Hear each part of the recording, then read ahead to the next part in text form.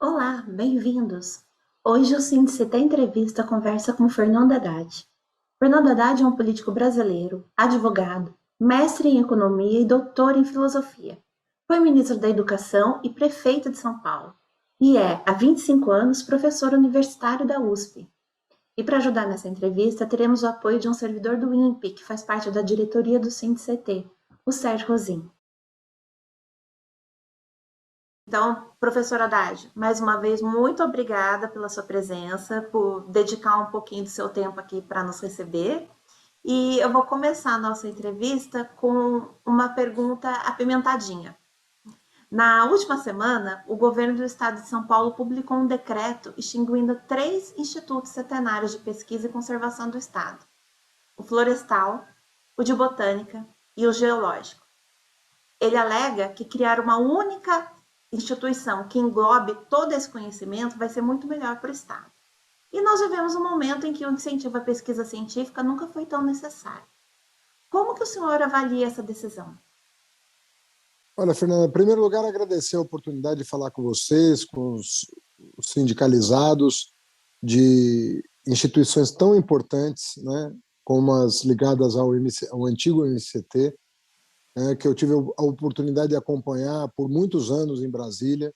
Excepcional trabalho e compromisso com um projeto nacional de desenvolvimento, e recebeu nos nossos governos um aporte importante de recursos, infelizmente vilipendiados nos últimos 5 anos, mas sobretudo nos últimos 2.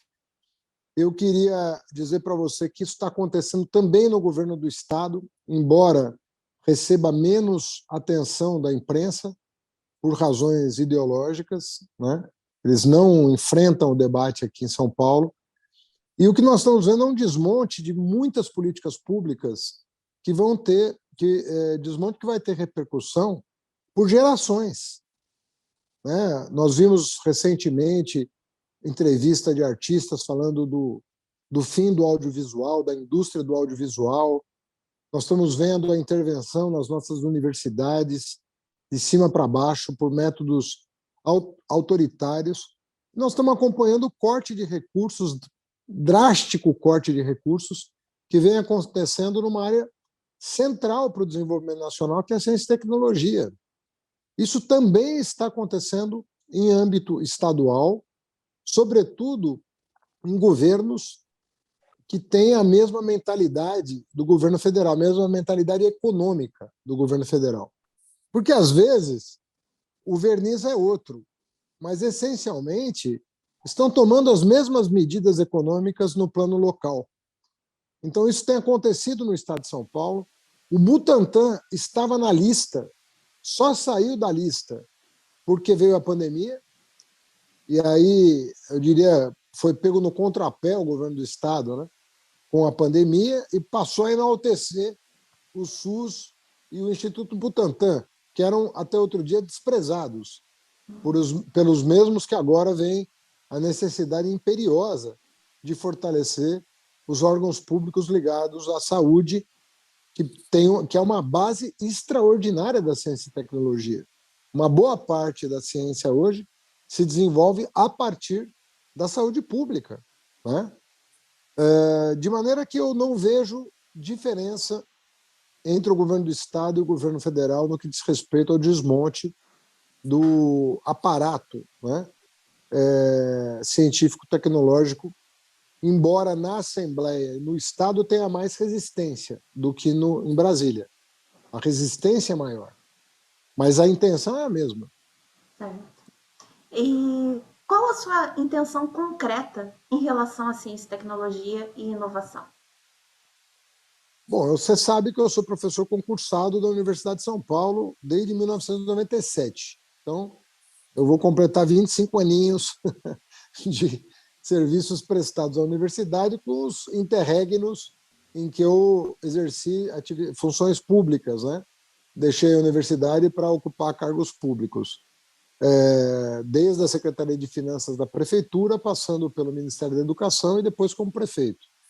Mas em toda a minha vida, eu mantive laços com a academia. E, inclusive, estou terminando um livro que vai ser publicado no ano que vem, acadêmico, né? Não é livro de memória, nem livro de história, é livro acadêmico para fazer a ciência avançar. Então, eu me considero um cientista político mesmo, né? Um cientista social, e, e, e desde que deixei a prefeitura, estou dedicado a isso, né? Às ciências sociais. Então, vou publicar um livro científico o ano que vem, de maneira que eu não preciso te dizer o meu apreço pela ciência de uma maneira geral. A gente não Certo. vai a lugar nenhum sem a ciência hoje, né? A Uhum. ciência é a coisa mais importante para o desenvolvimento do país. Não tem nada que a substitua. Porque o trabalhador, ele pode trabalhar e produzir e o mesmo trabalhador, com a mesma inteligência, com o mesmo esforço físico, pode trabalhar e produzir 10. Entende? E a diferença está na ciência, não está na... O trabalhador, você vai formar ele, né, para uma coisa ou outra. Mas se a ciência estiver à disposição do trabalhador, a produtividade dele se multiplica. E aí, obviamente, que a renda dele vai melhorar, ele como chefe de família vai melhorar, ele como pai vai melhorar. Tudo melhora a partir dessa interação entre educação, cultura, ciência e a vida produtiva de uma maneira geral, né? E caso o senhor seja eleito governador do estado, como pretende fortalecer a ciência e tecnologia, as universidades e principalmente a FAPESP? Olha, em primeiro lugar, a primeira coisa que um chefe de executivo tem que fazer é se reunir com as lideranças do setor. Você sabe que, como ministro da Educação, eu fui por 7 anos, não houve nenhum ano em que eu não me reunisse com todos os reitores, secretários estaduais de educação, a maioria dessas reuniões junto com o presidente da República. E o que nós fazíamos em cada reunião? Nós fazíamos uma pauta de trabalho para o ano seguinte. Na reunião do ano seguinte, nós prestávamos conta daquilo que tinha sido pactuado na reunião anterior e programávamos já a reunião do ano seguinte. De maneira que era um ciclo virtuoso, em que você prestava contas e já endereçava os desafios para o ano seguinte. Isso dava uma dinâmica para o trabalho espetacular. E a produtividade, como pode se comprovar, das universidades, em todos os aspectos, eu falo mais pelo MEC, mas o MCT também viveu a mesma realidade, nós terminamos o governo de uma maneira assim espetacular, né? Eu saí em 2011, como você sabe, né? Uhum. Eu fiquei um ano depois do Lula para fazer a transição no MEC, mas eu me lembro das reuniões de despedida, por assim dizer, do presidente Lula, e era júbilo, as pessoas se, né, regozijavam do que tinham vivido naquele momento e imaginavam que aquilo era irreversível. Foram muitos os programas. Foi realmente uma pequena revolução que nós fizemos no acesso à educação profissional e à educação superior.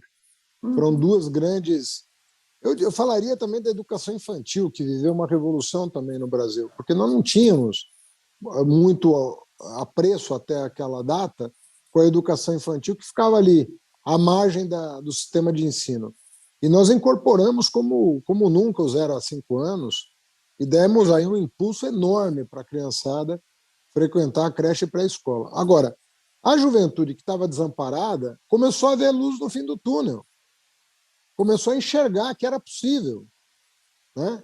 E Uhum. nós fizemos tudo, nós derrubamos o juro do FIES, nós removemos a necessidade de fiador, nós alongamos prazo de carência, prazo de amortização, nós fizemos o ProUni, que aí é bolsista mesmo, ela não paga nada depois de formado. Fizemos o Reúne e o SISU. O SISU é uma tremenda revolução no país. Você, com uma nota do Enem, pode aplicar para qualquer escola do país inteiro. E dependendo da sua nota, você escolhe o local e curso que você quer fazer. De maneira que isso fez triplicar o número de matriculados na educação superior no Brasil. mais do que dobrar nas universidades públicas. Isso tudo tem um impacto que a gente não pode estimar hoje, porque o Brasil está numa crise. Mas assim que a gente sair dela, aí sim nós vamos ver essa nova geração fazer uma diferença brutal para o desenvolvimento nacional. Eles estão prontos do ponto de vista subjetivo, só precisamos criar agora as condições objetivas para que eles Uhum. possam exercer a profissão e ajudar o desenvolvimento nacional. Continuando nessa área de governo federal, num possível cenário que o PT é eleito para o governo federal, como que pode ser revitalizado o Fundo Nacional de Desenvolvimento de Ciência e Tecnologia, o FNDCT? Como que pode liberar o fundo bloqueado pelo Bolsonaro e impedir que outros governos façam novos bloqueios desse fundo futuramente? Olha, você sabe que nós estamos sob um regime fiscal alucinado no Brasil, né? Uhum. Porque nós temos tantas regras fiscais no Brasil, tem a lei de responsabilidade fiscal, tem a regra de ouro da Constituição e agora tem o teto de gastos. O que aconteceu com o teto de gastos? Eu vou dizer para você, piorou muito o gasto público. Por quê? Porque ele, como ele tinha o teto, ele tirou das áreas estratégicas para dar para o apoio político. Isso que ele fez. Então, ele cortou da educação, ele cortou da saúde, ele cortou da cultura, ele cortou do meio ambiente, ele cortou da ciência e tecnologia, para dar para quem? Para o orçamento paralelo do Arthur Lira, para os milico que entraram no governo para ganhar acima do teto, que ele removeu o teto Sim. para algumas categorias profissionais. Tem gente ganhando 100 mil reais no governo federal. Quando o teto do servidor, como nós, mortais, né? Nós ganhamos o teto do funcionalismo público quando a gente atinge o teto, que a maioria de nós nem atinge o teto. Mas quando atinge é o teto, que é 20 e poucos mil reais. No caso vamos dizer, desses segmentos privilegiados, não tem isso. Então, o dinheiro está indo para onde? O dinheiro está indo para as áreas não prioritárias para o futuro. Está indo para comprar, literalmente, base de apoio para evitar o impeachment e para conseguir passar essas loucuras que ele quer passar, como agora o calote dos precatórios e assim por diante. Ele vai dar um Uhum. calote na dívida mobiliária do Estado, né? Para a dívida de precatórios do Estado. Então vejam vocês que está tudo errado, entendeu? Isso não vai desenvolver o país. E outra, eles não conseguem compreender que eles estão cortando dinheiro de áreas que dinamizam a economia e que justamente promovem o aumento da arrecadação, sem aumentar a carga tributária. Aumenta a Uhum. arrecadação porque aumenta a atividade econômica e não a carga tributária. A carga tributária permaneceu a mesma nos nossos governos, rigorosamente a mesma. Como é que a arrecadação subia? Subia porque nós injetávamos dinheiro em áreas rentáveis. E aí a arrecadação melhorava. Melhorava sem aumento de impostos.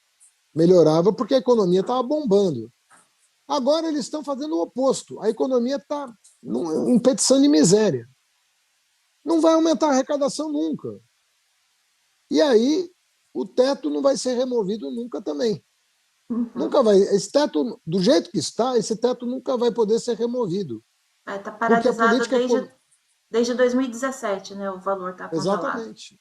Exatamente. E a previsão, segundo os neoliberais aí, é de um teto de 20 anos. Em 20 anos não vai ter país nenhum para governar.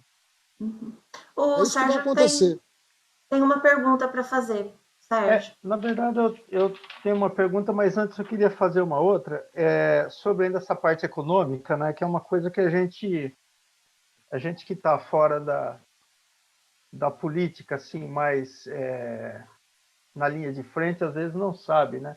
Se o senhor acredita que há mais recursos do que o próprio governo diz que há, se ele está, por exemplo, segurando alguma coisa para tentar o ano que vem, né, melhorar de alguma forma a economia do país, obviamente, para tentar uma cartada desesperada para se reeleger, né?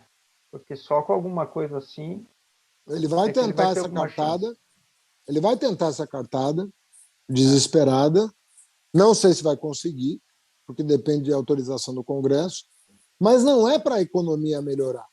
Ele vai tentar não, uma cartada para com certeza passar a não é. sensação de que a economia Isso, vai melhorar. O que isso. ele está comprando, o que ele quer comprar é uma sensação de alívio momentâneo até passar a eleição. Porque depois volta tudo de novo e É. pior. Bom, uma coisa é certa, professor, nós não podemos ter mais 4 anos depois desse. Não poderíamos ter o Bolsonaro a partir de desde quando 18. entrou. Não Mas poderíamos mesmo. a gente não pode ter mais 4 anos, senão ele acaba com o país. Mas eu Acaba com o queria. país. Acaba com o país mesmo. Eu queria fazer uma pergunta, duas perguntas, Fernando. Eu vou pegar uma pergunta tua, que é sobre a urna eletrônica. Tudo bem. Né? Nós estamos, só fazendo uma introduçãozinha, nós estamos também fazendo um trabalho de escrita de um livro da urna eletrônica. Na verdade, é a Fernanda, que já escreveu o livro sobre o motor álcool, que está fazendo a pesquisa e escrevendo o livro sobre a urna eletrônica, um livro histórico baseado unicamente em documentos e depoimentos de quem trabalhou lá. Né? A gente, por uma coincidência, a gente queria fazer esse projeto já há muito tempo. A gente começou agora neste ano e coincidiu com todo esse ataque do Bolsonaro à urna eletrônica, etc. e tal. Né? Então, do nosso ponto de vista sindical, de um documento que a gente queria gerar, porque a parte técnica da urna teve uma colaboração imensa de servidores do INPE e do DCTA, né? Então, mostrando que a gente sempre está colaborando com a sociedade. Agora, o senhor acredita que ele vai usar desse particular da urna eletrônica para, numa eventualidade de perder a eleição, para tentar tumultuar e talvez tumultuar muito, né? Muito, para valer mesmo? Eu Ou o acho senhor que vê como mais sim, um blefe dele? eu acho que sim, mas ele corre o risco de sair preso da presidência da República. Você veja uma característica curiosa. Você vê que os bolsonaristas estão indo presos. Com muita frequência, né, eles são colocados na cadeia. O Supremo, com toda a legitimidade, tem negado habeas corpus em função do risco que esses bolsonaristas representam soltos. Eles não podem ser soltos. Eles estão mantidos presos. Você sabe também a ginástica que o Bolsonaro está fazendo para evitar que os filhos sejam investigados. E todos sabem o esquema de enriquecimento que ele completamente ilegal pelo desvio de verbas públicas que ele promoveu nos gabinetes dele e dos filhos. E ele é o grande mestre de ensinar aos filhos como enriquecer. Todos estão ricos, com dezenas de imóveis em seus nomes, nome da mãe, nome do pai, nome de todo mundo. Né? Ele sabe, portanto, que ele precisa ganhar a eleição sob pena de ir para a cadeia. Outra coisa importante é que estão querendo aprovar uma espécie de vaga vitalícia no Senado para ex-presidentes. Por quê? Qual é a razão disso? Para que ele tenha foro. Ele não quer perder foro. O filho dele é senador. Ele conseguiu evitar a cadeia até hoje em função do foro. Né? O menino lá do Rio, que é vereador, não tem foro.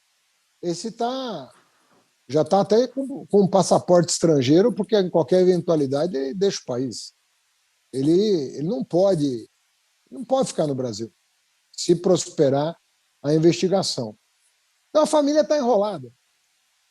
Como toda família enrolada, eles vão tentar várias cartadas. A primeira é econômica, para ganhar a eleição, né? Que é essa compra de alívio momentâneo.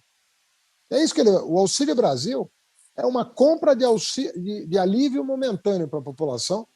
A população fala, finalmente, agora as coisas vão. E ali, depois da eleição, ele perde tudo, acaba de perder tudo. Mas ele vai tentar se perder alguma aventura, né? Porque é da natureza dele.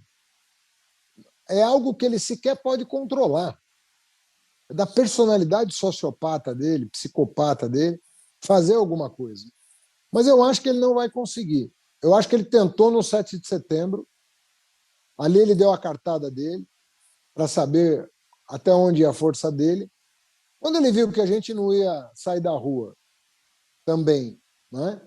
E que a gente não tinha medo dele, e não sentiu respaldo para uma guerra civil, alguma coisa que ele queira promover, ele deu uma recuada e começou a pedir desculpa para todo mundo, você viu, né?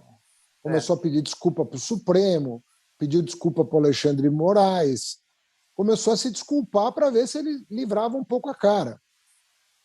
Então é isso que aconteceu. Agora, nós não podemos nos iludir sobre o Bolsonaro. O Bolsonaro é a pior cria que já surgiu nesse país. Não tem nada pior que ele. Nada é pior que o Bolsonaro. Inegavelmente. De índole. Ele tem uma índole. A índole dele é muito ruim, é doente, é doentia. Ele é um ser humano ruim, entendeu? Ele precisava de ser catapultado ele, como você falou, não devia nem ter ganhado a eleição, mas quando ele começou a cometer os crimes que cometeu, você sabe que nós perdemos 473 mil vidas a mais do que a média mundial como proporção da população. Nós perdemos 608, dos quais 473 mil poderiam ter sido salvos. Então, esse governo ele é genocida mesmo, não tem outro nome para o que ele fez, e ele deveria ter sido impedido antes da desgraça acontecer. Só que o Congresso não teve coragem. Não teve coragem de tomar a medida que salvaria 500 mil de brasileiros. É inacreditável. São mais de 100 pedidos de impeachment já que estão sendo segurados, né? Agora, ele mostrou que é fácil comprar voto no Congresso, é só fazer um orçamento paralelo, está tudo resolvido. Criar empregos, vagas no Ministério da Educação. Exatamente. Então, aproveitando... diga, Fernanda. É que a gente estava falando a respeito da urna e eu queria saber se o PT, em algum momento, em alguma eleição, desde a primeira com a urna eletrônica, que foi acho que em 96, teve um pontinho de desconfiança, chegou a duvidar da lisura do processo eleitoral com a utilização de urna eletrônica. Eu não me lembro de um candidato do PT derrotado, seja para prefeito, governador ou presidente, invocar esse argumento. Não me lembro. E se aconteceu, foi uma coisa tão isolada que nem mereceu registro da imprensa. Mas eu realmente acho que não. Eu acho que todas as vezes que nós disputamos as eleições, a gente respeitou o resultado. O Lula perdeu 3, né? Vamos combinar, né? O Lula perdeu 3 e nunca fez, e é chateado para casa, como diz o Lula, né? Lamber as feridas, mas nunca viu o Lula questionar a justiça. Nem quando ele foi condenado ele questionou a justiça. Ele ficou em território nacional, acatou as ordens judiciais e falou que ia, e de fato desmascarou o Moro. Ele falou, vou desmascarar esse moleque. Desmascarou. Sim, né? Sofreu para fazer isso, né? Mas conseguiu. Sofreu 580 dias, um absurdo de uma humilhação ridícula, uma violência absurda, uma agressão absurda que fizeram contra um cidadão que não tinha mandato, que não tinha nada, que estava trabalhando no Instituto de Cidadania, no Instituto Lula, sabe? E está aí o resultado. O nosso juiz, entre aspas, candidatíssimo, porque nunca pensou em outra coisa a não ser se lançar na vida política. Nunca pensou em outra coisa. Sim. Desde o início, ele mirou o Lula como um objetivo político.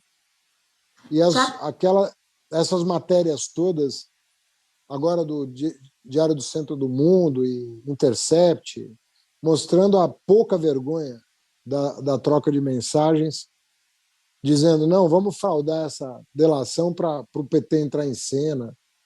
Frases absurdas que deveriam colocar qualquer um na cadeia.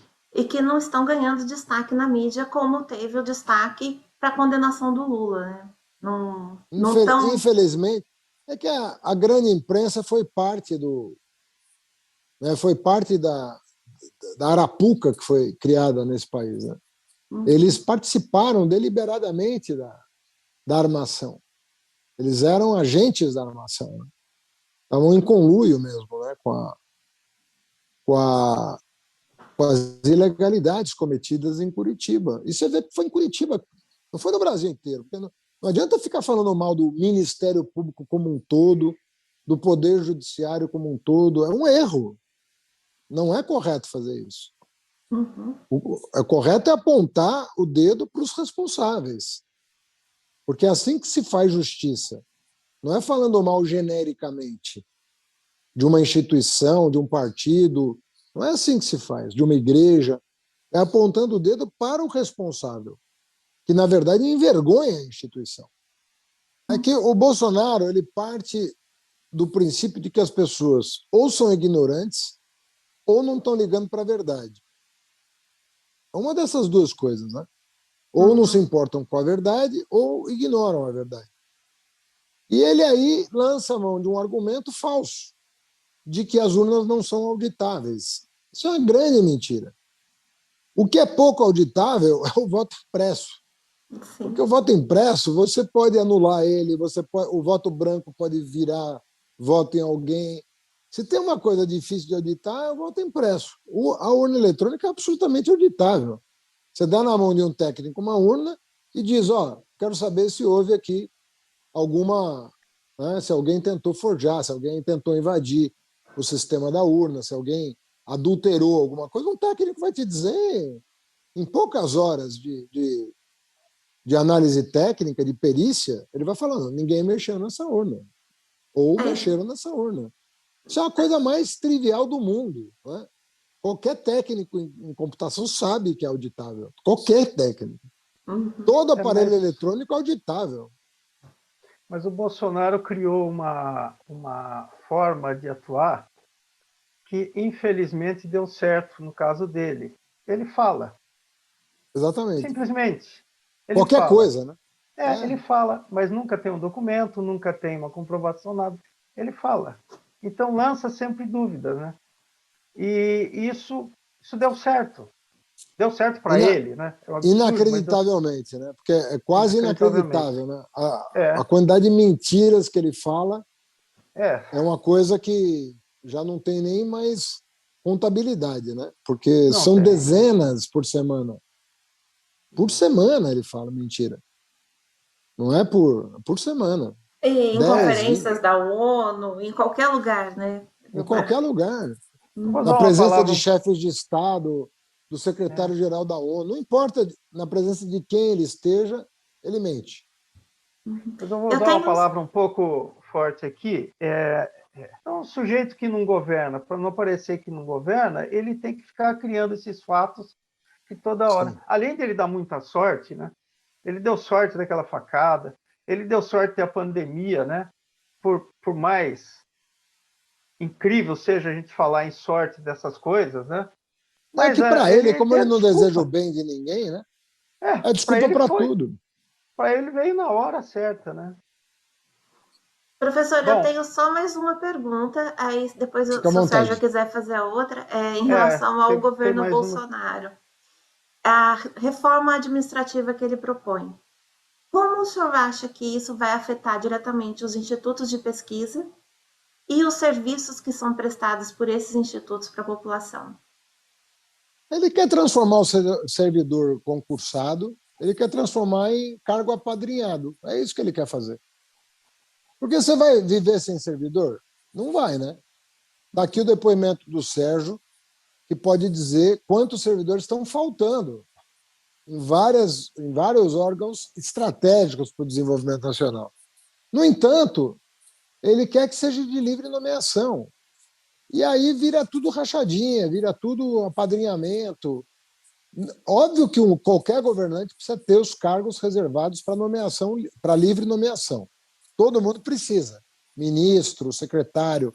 Mas você precisa de uma burocracia forte no país, tecnicamente qualificada, concursada com concurso. Então, o que você tem que fazer? Na minha opinião, você tem que melhorar a qualidade dos concursos, que muitas vezes deixam a desejar. A seleção, às vezes, ela precisa de aperfeiçoamento. Eu já vi concurso com provas muito inadequadas para aquela função específica. Você precisa melhorar o regime probatório para você, efetivamente, no estágio probatório, verificar se a pessoa está ou não adequada para aquela função e poder dispensá-la se você achar que o concurso falhou e que a pessoa não está com bom desempenho. E você tem que aperfeiçoar o processo administrativo disciplinar. Você não pode deixar que 1% dos maus servidores comprometam os 99% que trabalham.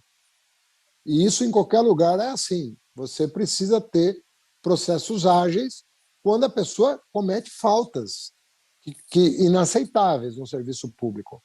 Se uma pessoa assedia um colega numa repartição pública, um homem assedia uma mulher, você tem que ter um processo administrativo disciplinar ágil para proteger a servidora ameaçada.